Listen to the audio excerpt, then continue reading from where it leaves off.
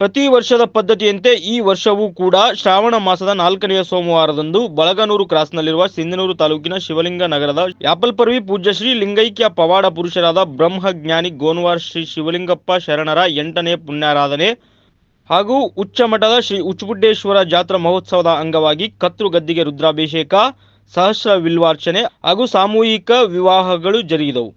ಇದರ ಜೊತೆಗೆ ಶ್ರೀಮಠದ ವತಿಯಿಂದ ಧಾರ್ಮಿಕ ಕ್ಷೇತ್ರದ ಜಗದ್ಗುರು ಎಂಬ ಪದವಿ ಪ್ರಶಸ್ತಿ ಪ್ರದಾನ ಕೂಡ ಮಾಡಲಾಯಿತು.